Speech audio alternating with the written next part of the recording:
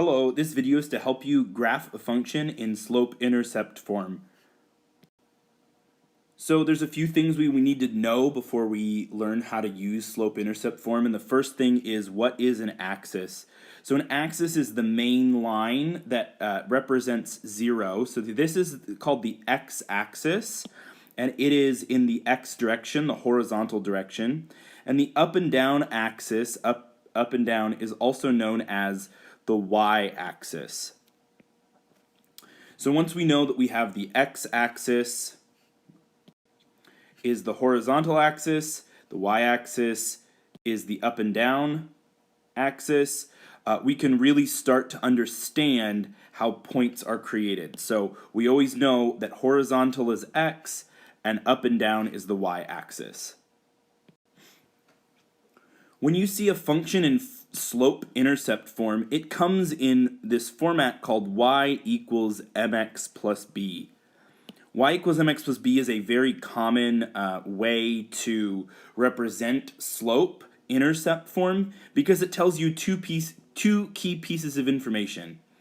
It's telling you the m value, and m is the slope of the line, and it's always the number that comes in front of x. Now, right now it's a letter, but it will be a number, and I'll show you several examples of this. The b value is the y-intercept. Remember, the y-intercept is the point on the line that crosses up here. So, the slope, we can think of slope in a bunch of different ways. Slope is the rise over run on a graph. It's also known as the change in y over the change in x, and we can represent that with a little triangle instead of writing change all the time. Again, y-intercept is the value where the x equals 0. So that means on the x-axis, the x value is 0 here because this is our point 0, 0. And the y-intercept is where it crosses up here. So let me give you an example. If I have this line, my y-intercept is this spot right there because it is where the line crosses the y-axis.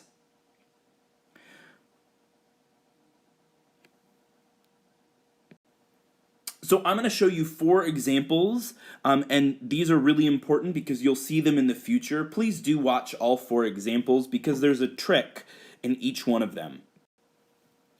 So if you're asked to graph the equation y equals 2x plus 3, I want you to remember our format, y equals mx plus b, where the m value is the slope and the b value is your starting point or your y-intercept. And I've highlighted those down at the bottom of your screen just to remind you, what does slope mean and what does y-intercept mean? So those will stay there throughout this video.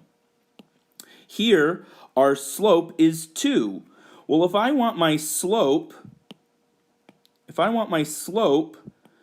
to be 2, my m equals 2. Well, that's not in rise over run format. Any number can be divided by 1. So 2 divided by 1 is still 2. So my rise is 2, my run is 1. That's coming from there. The y-intercept is 3. It means that on my graph, 3 is the spot on the y-axis where my line is going to cross. So I'm actually going to start here with my y-intercept is positive 3. So on my y-axis, I'm going to find where it crosses y equals 3. And I'm going to plot a point. And then my rise over run is, rise is 2, the run is 1. So I go up 2 and over 1, and I plot a new point over there. And I go up 2 more and over 1. And then, once I have several points, I can connect them with a line. We're going to go through those points as best as you can and go all the way to the edge of the page. So, the trick here is that if you have just a whole number, it can be written over 1. All right, here's a same problem. Right, here is a different problem where the slope is negative. So in fact, it's really easy for me to tell that my slope is negative 3 over 2 because the number, the rise over run, is negative 3 over 2. And my starting point here, the x value is negative 2, excuse me, the y-intercept is negative 2. So on my graph, I'm going to start at the y-intercept where it crosses the y-axis. My rise over run is negative 3 over 2. So my rise actually goes down 1, 2, 3 down, and 2 to the right because it's positive 2. And I plot another point. Down 3 and over 2. Plot another point. And when you're ready and you have all the points, you can connect them together all the way to the edge. And you can use a straight edge if you have one. Another example, we've got a fraction, but it's positive, so that's our slope point. Our slope is the m, the number in front of x, and our y-intercept is the b. It's the place where it crosses the y-axis. So we're going to start at 4, and our rise over run is 7 over 4. Well, on this particular graph, I can only go up by 4. I can't go up as much as I need to. So we're going to have to kind of think a little bit more backwards. So if the rise over run was 7 over 4, what did the point over here have to be? What did the point backwards that required us to go up 7 and over 4? Well, it means I have to go backwards 4 and backwards by 7. Which means that if we started there, if we started at this spot right here, I'll plot that point. If I started right there, would I have to go up 7 and over 4 to get to that next spot? So let's try it. 1, 2, 3, 4, 5, 6, 7. 1, 2, 3, 4. Oh, that looks like it works. So we kind of have to think a little bit backwards. And now we have 2 points. We can connect them with a straight line. And my line is not very straight because I'm not using a straight edge. But if you use a straight edge to go through those points, it'll be a lot better of a line. So think backwards. If you run out of space over here, think backwards. What did the point have to come from so that it could go rise of 7 and run of 4? Right, this is our last example.